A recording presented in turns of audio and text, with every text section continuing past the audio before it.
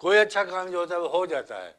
You don't have to mean make नहीं निकालनी है, ये करना और वो करना हो, ये बड़ी मुसीबत और ये ऐसे होगा और वो ऐसे होगा, nothing. You have to take it in your own stride and do it. जितने भी मैंने किए हैं अच्छे खेल हो या बुरे खेल तो मैंने किए नहीं है जहाँ तक मुझे याद पड़ता है। दूसरों की नज़र में बुरा हो आई डोंट नो, लेकिन मुझे पता था कि ये मेरा अच्छा खेल है।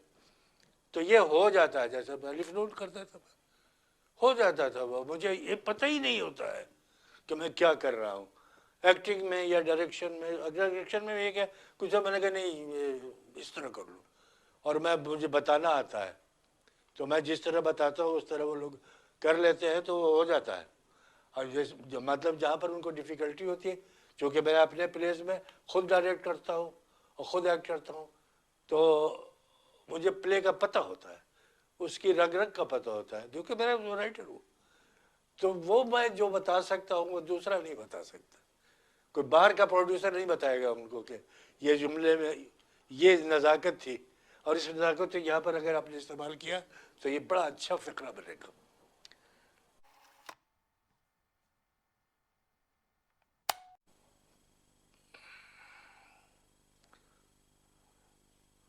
खालदा की एक बात मुझे जो मरने से पहले उसने अपने घर वालों से कहा था कि मेरे मरने पर कोई आर्टिस्ट मेरे घर ना आए। ये बात जो थी वो एक ऐसी गुत्थी थी जिसको मैं उसकी सारी गुत्थियों को सुलझा सका जितना सुलझा सकता था, लेकिन इस गुत्थी को मैं नहीं सुलझा सका, जबकि उसके अवाबिल उसके तमाम बैकग्राउंड का मुझे इल्म था। वो यानी इंतहाई सेंसिटिविटी होती है, इंतहाई दर्जे की है ये कहना कि मेरे जनाजे पर जिनके साथ तमाम ज़िंदगी उसने काम किया उसके बारे में उनसे उसने कहा। आखिरी बार मुझे जब वो मिली तो वो हाथ में वो पता नहीं 7 अप की बोतल ली हुई थी, एक स्टोर से निकल रही थी, तो मैं सामने वाले घर में आगे ठहरा हुआ था। तो मैंने कहा क्या है खालदा तुम्हारा, मेरी बीवी भी मेरे साथ थी। तो कहने मैं बिल्कुल ठीक हूँ और वैसे ही है चल रहा है मामला। तो उसके चंद दिनों बाद वो उसका इंतकाल हो गया था। तो नॉर्मल पर्सन थी, उससे मैंने उसको जब वो कैंसर का अटैक हुआ और कीमियोथेरेपी और ये सारी चीज़ें, तो मैंने उसको कभी परेशान नहीं देखा। मैंने उसको देखा बाल नहीं है उसके, विग लगाती थी और इस तरह की, लेकिन मैं क्या शेर क्या बेचता है उसके सामने, वो खुद एक शेर थी।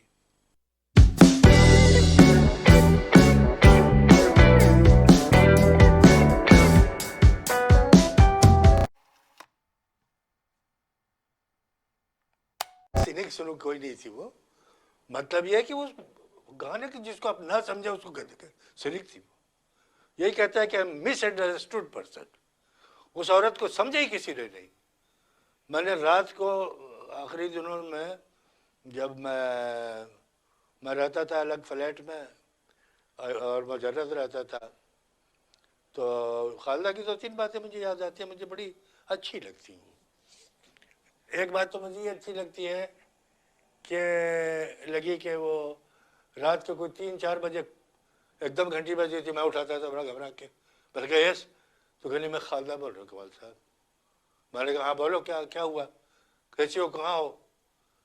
और थोड़ी देर के बाद वक्फा होता था और उसके बाद वो चीख के रोना शुरू करती थी और वो रोती रहती थी और वो इतना गर्व होता था उसके रोने में कि मैं उसको यानी कुछ मेरे लफ्ज़ नहीं थे कि मैं उसको कुछ कहूँ।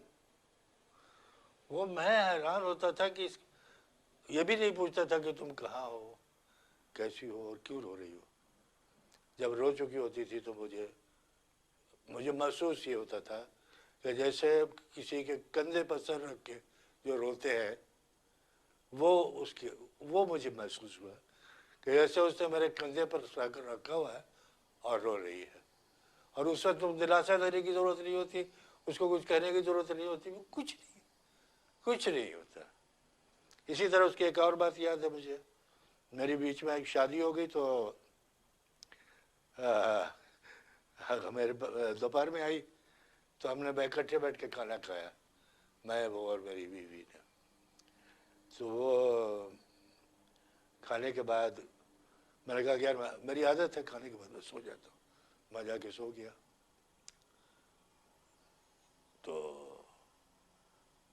2-2.5 घंटे के बाद मैं बाहर आया तो ये बैठी हुई थी डाइनिंग टेबल पर। मैंने कहा अरे तुम यहाँ भी बैठी हुई हो, तुम गई नहीं? कह रहे नहीं, मेरा जी नहीं किया जाने का। मैंने कहा तो तुम क्या करती है अकेली बैठी हुई? कहीं मेरी समझ में नहीं है कि मैं क्या करूँ। तो मैंने कहा फिर? तो कहीं मैं ऐसे ऐसे घूमती रही, फिर मैं बावर्ची खाने में गई तो देखा जूठे बर्तन रखे हुए हैं, तो मैंने उनको धोना शुरू कर दिया। You can imagine a person like Khalda रियासत, उसने सारे बर्तन धो के चमका के बिल्कुल कहते हैं कि जैसे कहते बिल्कुल वो कर दिया, उजाल दिया। मैंने कहा क्या इसकी क्या तुक्ति कर रहे हो? You don't understand.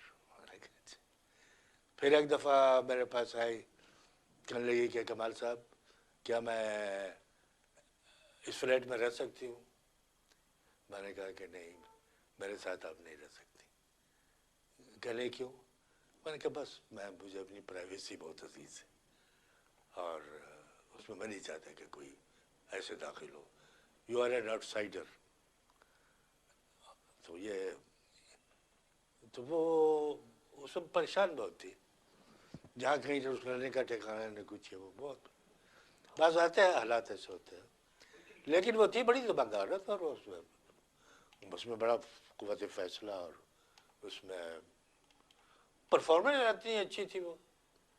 तो ये जब आदमी इतना क्रिएटिव क्यों होता है?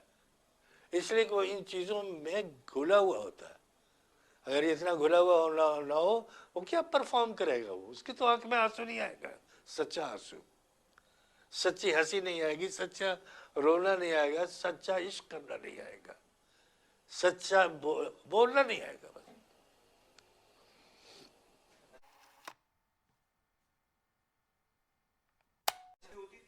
कभी नहीं, कभी नहीं, बस बदखोइयाँ होती थी, उसकी बुराई इसकी बुराई। इसको एंजॉय करते हैं लोग, हम भी करते थे। तो बदखोइयों के हम दोनों मास्टर थे, उनका ऐब तराश करके तो उसको लिखे हुए।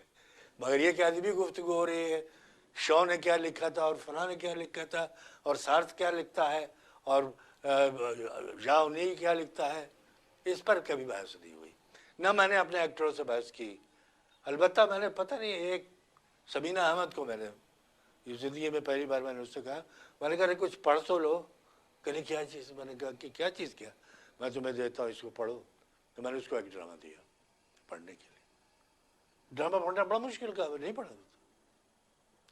ये जितने राइटर थे मेरे एक्टर थे मेरे इर्द गिर्द उस ज़माने में, जब ना टीवी था ना कुछ था, थिएटर होता था, तो मैं कहता था बदबख्तों जाके कुछ पढ़ा करो। कहने कहाँ?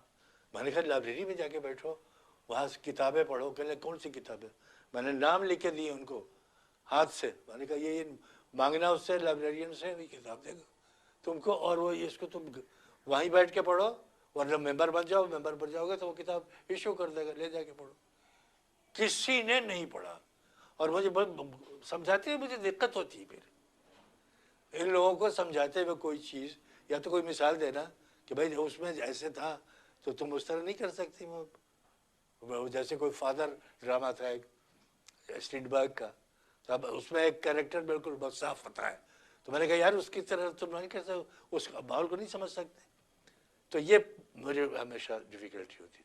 We never talked intellectual. हाँ, बल्कि गालियों गलौज तक हम कर लेते थे। लेकिन नॉर्मल पर्सन ये नहीं कि जी हम फिलोसफर हो गए और बात कर रहे ही नहीं।